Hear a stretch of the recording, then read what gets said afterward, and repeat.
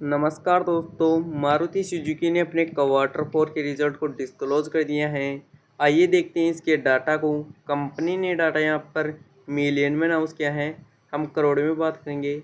और आगे बढ़ने से पहले मैं आपको बता दूं, कंपनी ने यहाँ पर डिविडेंड का भी अनाउंस किया है 135 रुपये प्रति शेयर के हिसाब से।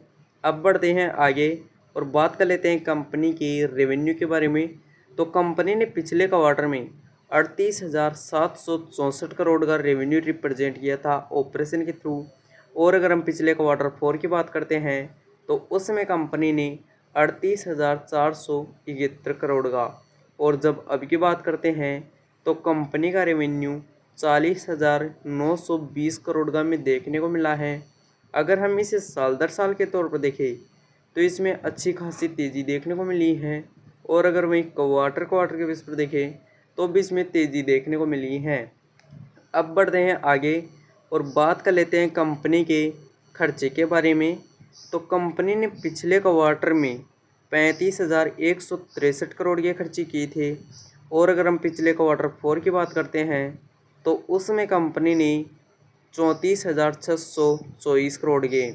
और जब अब की बात करते हैं तो कंपनी के खर्चे 37,585 करोड़ के में देखने को मिले हैं। अगर हम इसे साल दर साल के तौर पर देखें तो इनमें तेज़ी देखने को मिली है। और अगर वही क्वार्टर क्वार्टर के बेस पर देखें तो भी इनमें हल्की सी तेज़ी देखने को मिली है। फिर भी ये ऑलमोस्ट कंपनी के कंट्रोल में नज़र आ रहे हैं। अब बढ़ते हैं आगे और बात कर लेते हैं कंपनी के प्रॉफिट के बारे में। तो कंपनी ने पिछले क्वार्टर में 3,726 करोड़ का प्रॉफिट किया था। और अगर हम पिछले क्वार्टर 4 की बात करते हैं तो उसमें कंपनी ने 3,952 करोड़ का। और जब अब की बात करते हैं तो कंपनी का प्रॉफिट 3,911 करोड़ का में देखने को मिला है। अगर हम इसे साल दर साल के तौर पर देखें तो इसमें हल्की सी गिरावट देखने को मिली है। और अगर क्वार्टर क्वार्टर के बेस पर देखें तो इसमें तेज़ी भी देखने को मिली है।